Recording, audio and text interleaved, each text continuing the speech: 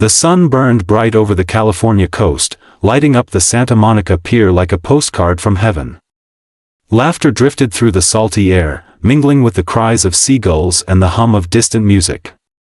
Children clutched melting ice cream cones, couples strolled hand in hand, and the carousel spun in a swirl of color and joy, but not everyone was laughing that day. Near the carousel, a young woman sat quietly in her wheelchair, trying to blend into the blur of happiness around her. Her name was Marissa Hart, 19 years old, her spirit fierce but her body forever changed by a car accident that left her paralyzed from the waist down. To strangers, she was just a girl in a chair. To herself, she was still learning how to exist in a world that moved faster than she could, yet that morning, she'd promised herself something. No pity, no fear. Just a glass of lemonade, a little sunlight, and a few hours of pretending she was just another face in the crowd. She didn't know that before the day ended, she'd face cruelty that would break her heart, and witness courage that would change her life forever, because sometimes, the world stays silent when it should speak up, but on this day, it wouldn't stay silent. The Santa Monica Pier stretched out into the glittering Pacific like a wooden bridge between joy and dreams. The air was thick with the smell of cotton candy, caramel popcorn, and sunscreen.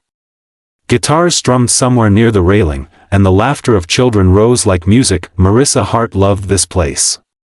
Before the accident, she used to ride her bike here every weekend with her friends. They'd grab sodas, chase the waves, and stay until the sky turned gold. But those days were gone. Now she came alone, rolling over the uneven planks in her wheelchair, careful not to let the wheels catch on a board edge. Still, she felt peace here.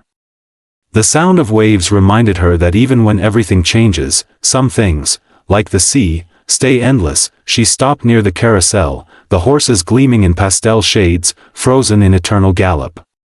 She closed her eyes, breathed in deeply, and smiled. This was good.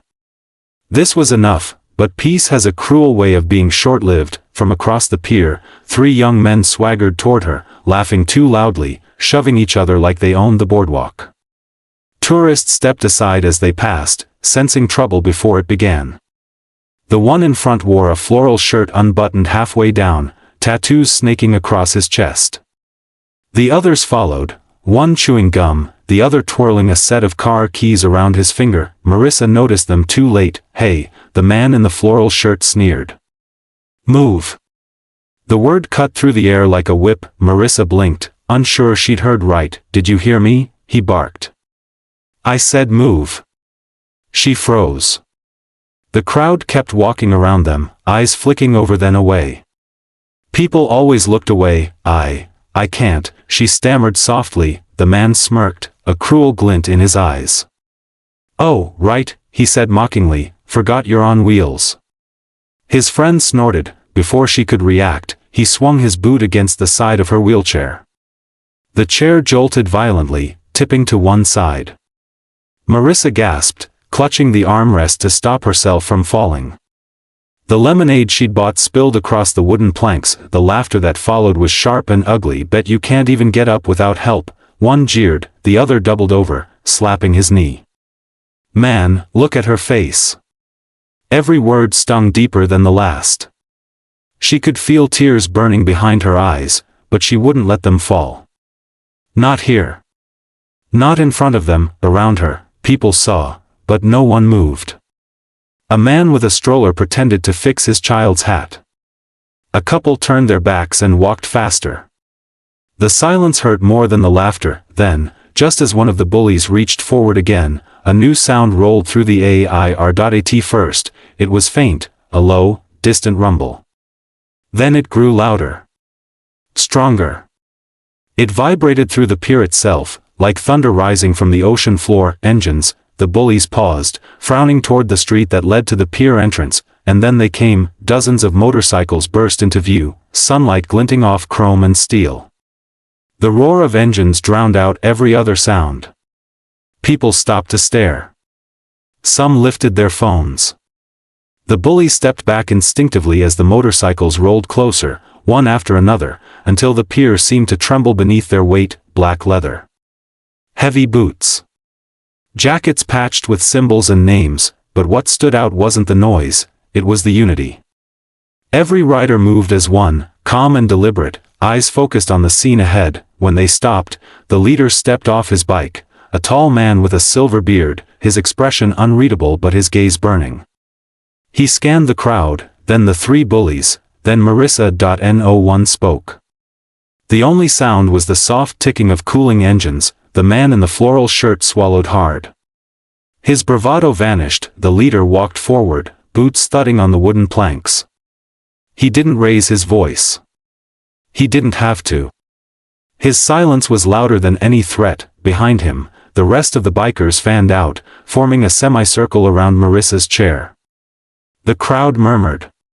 Phones rose higher. You boys think you're tough, the leader said finally, his voice gravelly and low. Try picking on someone who can fight back. The bullies didn't move. Their faces had gone pale. Apologize, the leader said. No one disobeyed him. The man in the floral shirt cleared his throat, eyes darting between the bikers. I didn't mean, apologize to her, the leader repeated, sharper this time. Marissa's heart pounded. The bullies looked at her, then mumbled, sorry. Louder, the leader barked, I said I'm sorry. The words came out strangled, but real. The leader nodded once. Good. Now leave. They didn't wait to be told twice. Within seconds, the three of them were gone, vanishing into the crowd like shadows fleeing the sun. Then the leader turned back to Marissa. His expression softened. He crouched down until he was at her eye level. You're safe now, he said quietly. For a moment, she couldn't speak. The tears she'd been holding back spilled over, streaking down her cheeks. She nodded. Thank you, she whispered. The man smiled faintly. No need to thank us. You deserve respect, same as anyone else. One of the women bikers stepped forward and placed a gentle hand on Marissa's shoulder. You've got more strength than those boys will ever have, she said warmly. Around her, the bikers gave nods and small smiles. One offered her a new cup of lemonade. Another adjusted her chair's handle. None of them looked at her with pity, only pride. The crowd, which had once stood frozen in silence, erupted into applause. Parents clapped. Children cheered.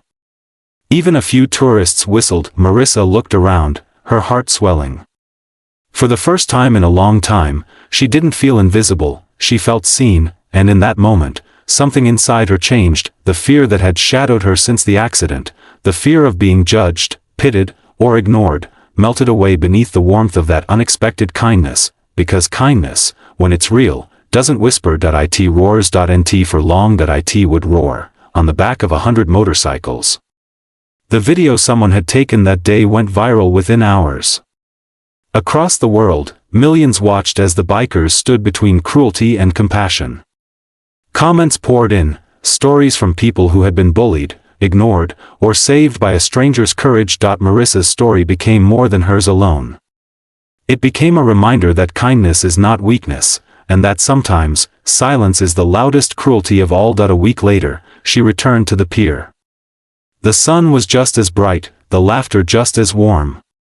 As she rolled across the planks, she smiled, not because the world was perfect, but because she had seen the proof that it could be better. She stopped near the carousel again, sipped her lemonade, and whispered softly to herself, kindness protects.